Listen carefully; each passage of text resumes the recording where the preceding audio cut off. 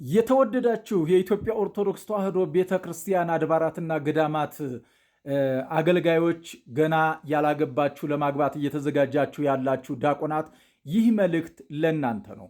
እንግዲህ በቤተ ክርስቲያናችን ውስጥ ረዥም ጊዜ በአገልግሎት ከቆየነው እግዚአብሔር ፈቅዶልን ከቆየነው ሰባኪዎች መካከል አንዱ እኔ ነኝ። ከ1988 ዓመተ ምህረት እስከ ዛሬ ድረስ እግዚአብሔር ከፈቀደ ወደፊትም በወንጌል አገልግሎት እያገለገልኩ እገኛለሁ ማለት ነው። የትምህርት ዝግጅቴም ደግሞ ዜማም እንዳቅሜ፣ ቅኔም ደግሞ በልኬ፣ ቅዳሴም እንደዚሁ የሚገባኝን ያህል ተምሬያለሁ ማለት ነው። ስለዚህ በቤተ ክርስቲያኒቷ ውስጥ የሐዲስ ኪዳን ትርጓሜ መጽሐፍም መምህር ነኝ ማለት ነው እና ከ1988 እስካሁን ድረስ በኢትዮጵያ ኦርቶዶክስ ተዋሕዶ ቤተክርስቲያን አድባራትና ገዳማት እየተዘዋወርኩ የወንጌል አገልግሎት ሳገለግል ቆይቻለሁ።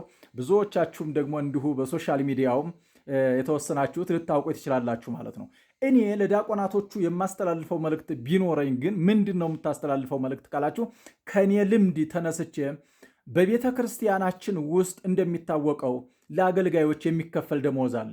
ይህንን የቤተ ክርስቲያን ደሞዝ አምናችሁ ትዳር መስርታችሁ ልጅ ወልዳችሁ ትዳር መስርተን ልጅ ወልደን እንኖራለን ብላችሁ ካሰባችሁ በጣም ተሳስታችኋል። ለምን ካላችሁኝ፣ ቤተሰብ መስርታችሁ ትዳር መስርታችሁ ደሞዝ አለኝ ብላችሁ በቤተ ክርስቲያኒቷ ውስጥ ስትጠባበቁ ምንም ባላወቃችሁት ምክንያት ያለ ማስጠንቀቂያ፣ ያለ ቃል ማስጠንቀቂያ፣ ያለ ጽሑፍ ማስጠንቀቂያ፣ ያለ ገንዘብ ቅጣት ደሞዝ ካለው ቦታ ደሞዝ ወደሌለው ቦታ ተነስታችሁ ትወረወራላችሁ ማለት ነው።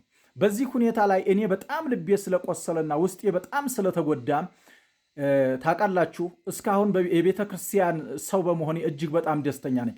አሁን ግን መማር የነበረብኝ ነገር ነበረ ለካ ብዬ ጸጸት ውስጥ እንዲገባ ተደርጊያለሁ። ምን ሆነ ነው እንደምትሆነው መምህር ካላችሁኝ፣ የምነግራችሁ ነገር ይሄ ነው። እኔ በኢትዮጵያ ኦርቶዶክስ ተዋሕዶ ቤተክርስቲያን ከደቡብ እስከ ምስራቅ፣ ከምስራቅ እስከ ምዕራብ በሁሉም አካባቢ እየተዘዋወርኩ ወንጌል ሳገለግል ቆይቻለሁ። ከባህር ዳር እስከ ጅንካ፣ ከጅንካ እስከ ጨንቻ፣ ከጨንቻ ደግሞ እንደዚሁም ደግሞ እስከ ጎንደር ድረስ የአቅሜን ያህል እግዚአብሔር የፈቀደልኝን በአገልግሎት የቆየው ሰው ነው ማለት ነው። አሁን ከረዥም ጊዜ አገልግሎት በኋላ ደሞዝ ከሚከፈልበት ቦታ ደሞዝ ወደማይከፈልበት ቦታ ቤተ ክርስቲያን አዘዋውራኝ። ደሞዝ ወረቀት ላይ አለ፣ ነገር ግን ኪስ የሚገባ ደሞዝ የለም። በዚህ ሁኔታ ላይ እንዲህ አይነት ድንጋጤ ስለፈጠረብኝ ቢያንስ ልታገቡ እየተዘጋጃችሁ ያላችሁ ዲያቆናት እባካችሁ የቤተ ክርስቲያኒቷን ደሞዝ ተስፋ አታድርጉ። ከቻላችሁ ነጋዴ ሁኑ፣ ካልሆነም ደግሞ ተጨማሪ የመንግስት ስራ ያዙ።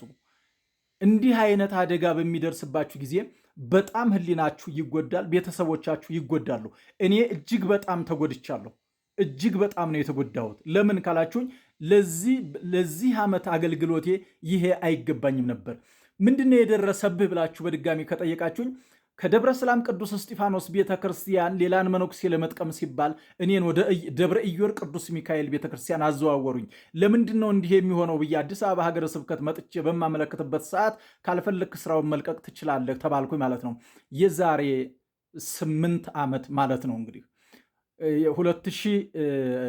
የዛሬ 6 ዓመት ይቅርታ፣ 2012 ላይ አሁን ደግሞ 2018 አሁን ደግሞ የአዲስ አበባ ሀገረ ስብከት ከቤቴል ደብረ ኢዮር ቅዱስ ሚካኤል አንስቶ ጀሞ ስላሴ ከደሞዝ በታች ከደረጃ በታች አድርጎ ወስዶ መደበኝ ማለት ነው።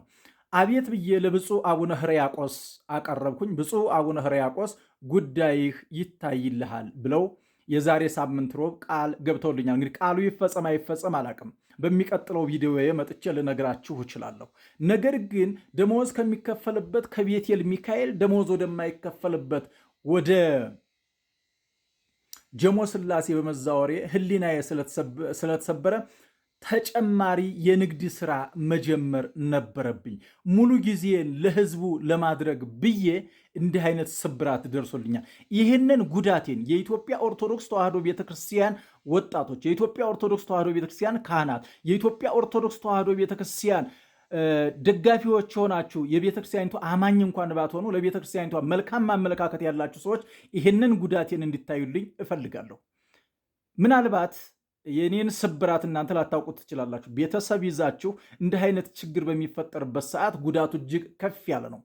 እግዚአብሔር በሀብት የባረካችሁ፣ እግዚአብሔር በገንዘብ የባረካችሁ፣ እግዚአብሔር ደግሞ በእውቀት የባረካችሁ ወንድሞችና እህቶች ካላችሁ፣ ልትረዱኝም ልታግዙኝም የምትችሉ ሰዎች ካላችሁ ምናልባት የባንክ አካውንቴን ባዮ ላይ አስቀምጥላችኋለሁ። ይሄ ልመና አይደለም። ልቡ የተሰበረ ከስራ ደግሞ ደሞዝ ካለበት ቦታ ደሞዝ ወደሌለበት ቦታ የተቀየረን የቤተ ክርስቲያን አባት መደገፍ እንጂ። የልዑል እግዚአብሔር ቸርነት ከሁላችን ጋር ይሁን። ያላገባችሁ ተጨማሪ ስራ ሳትይዙ የቤተ ክርስቲያንን ስራ አምናችሁ ትዳር አትመስርቱ።